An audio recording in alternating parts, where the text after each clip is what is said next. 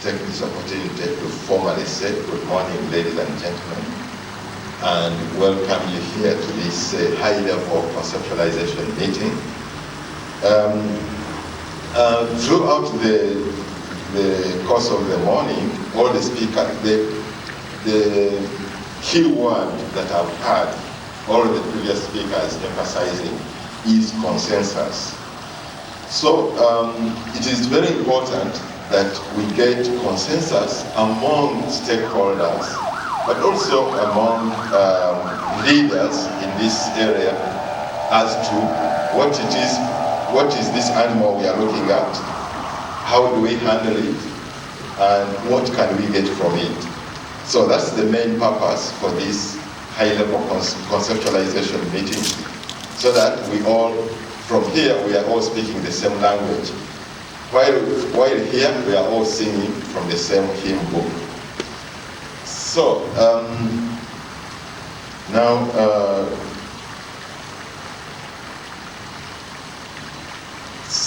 as you heard, this is an initiative that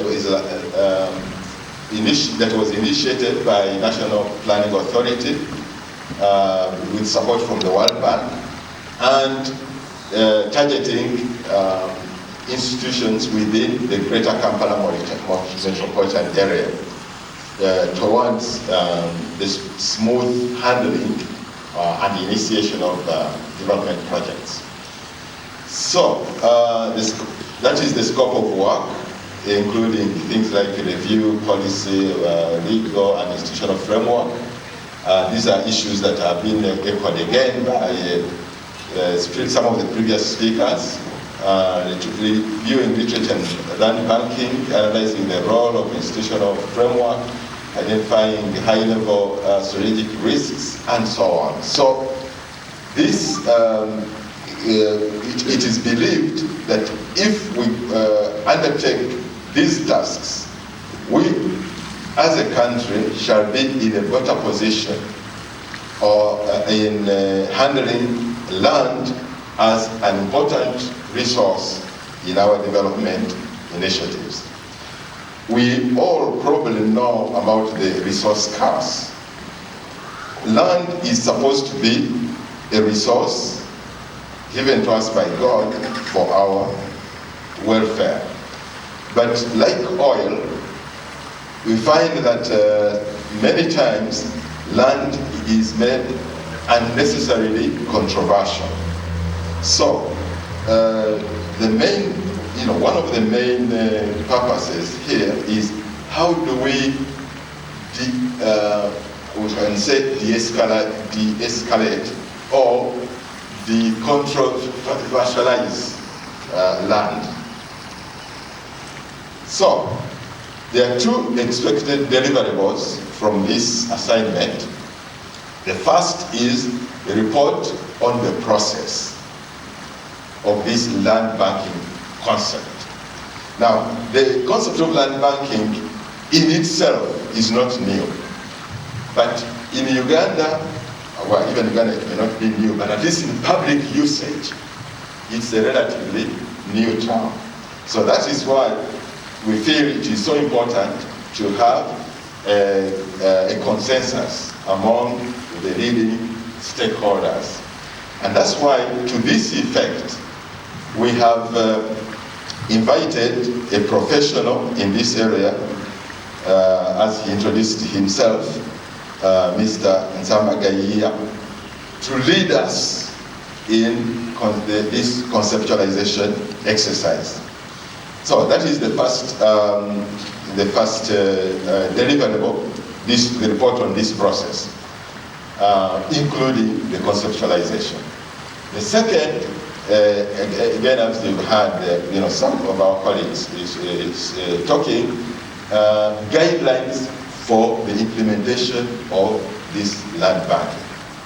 So how should it be optimally implemented? Now,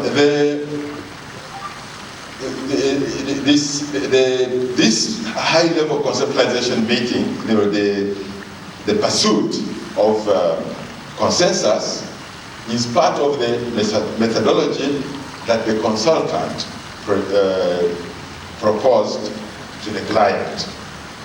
That this concept, being relatively new, we need first of all to establish this consensus going forward. And so, as you can see, the methodology covers those different areas. And the first of these is high-level conceptualization workshops. And this is the first in that series of workshops. And then the rest, as you can see, the methodology.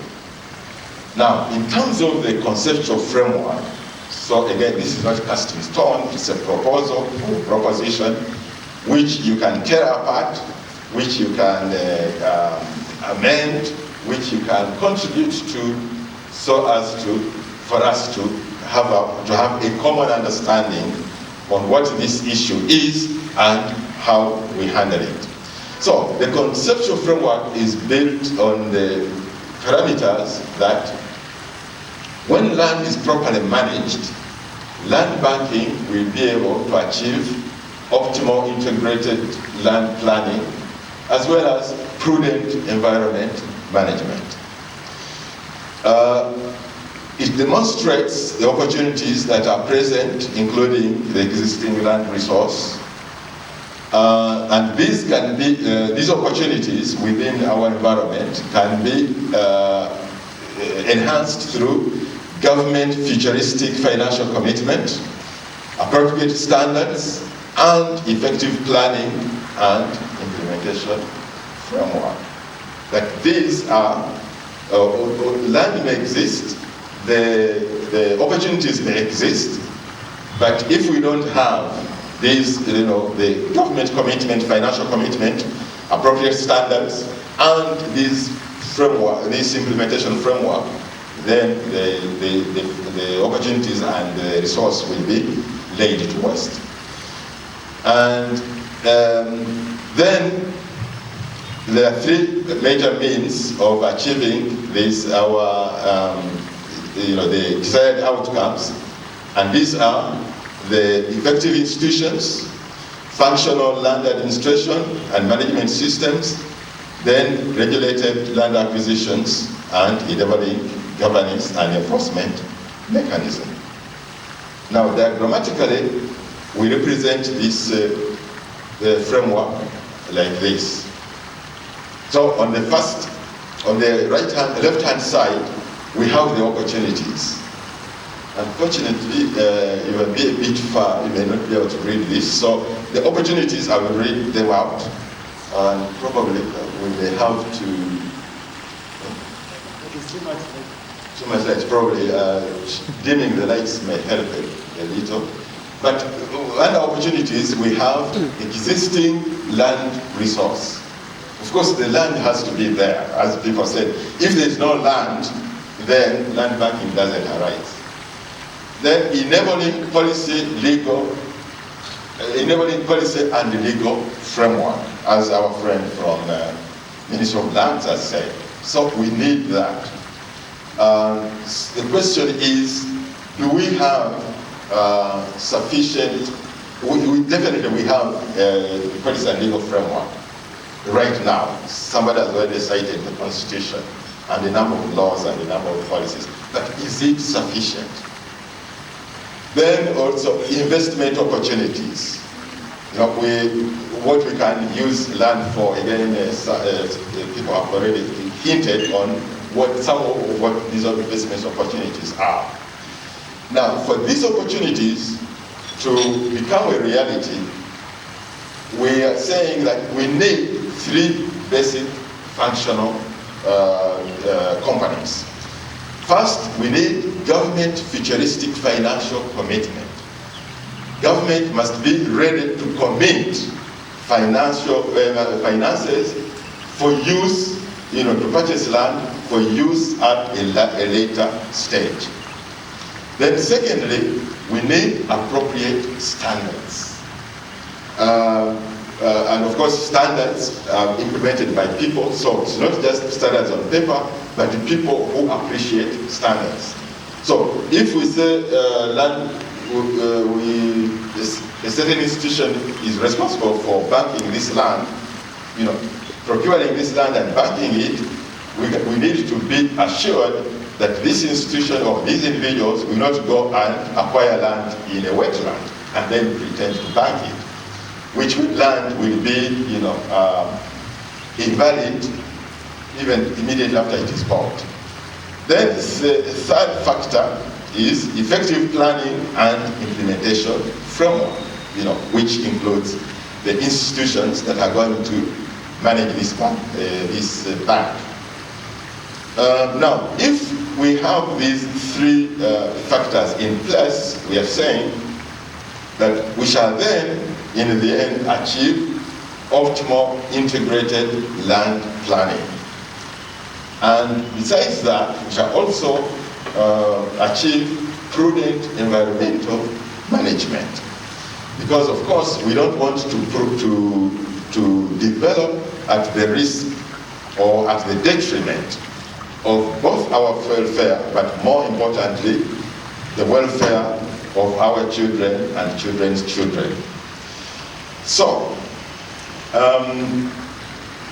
for that to happen, we are saying that there are some enablers, enabling factors that also have to be put in place. And some of these are effective institutions. Institutions that are not only functional, but they actually deliver results, the results that they are intended to deliver. We need functional land administration and management systems. We need regulated land acquisitions, not land grabbing, not land speculation. I mean, speculation can be by the private sector, but we don't want public institutions or public individuals to go behind and speculate on land. Then enabling governance, and of course, governance is in a very wide area, so in all aspects of governance, in the matters of land administration and management. And then, lastly, enforcement mechanism, a strong and effective enforcement machinery. We know that if you just look at or talk to anybody on the streets of Kampala or anywhere in Uganda, they'll tell you that we have enough laws to do what we want, to live a good life, but the problem is enforcement. So we need a strong and effective enforcement mechanism. So, ladies and gentlemen, this is what we are proposing as the framework, the conceptual framework, within which to manage land banking, and also for which, if you agree, the guidelines will then be written. And of course, as they said in church, for now, if you have an objection now, please speak out, or otherwise, forever keep your peace. So, in other words, when we open up, it will be all our opportunity, but also our obligation to make a comment on this framework either way, because if you don't, then this framework will come back to haunt us. Thank you very much.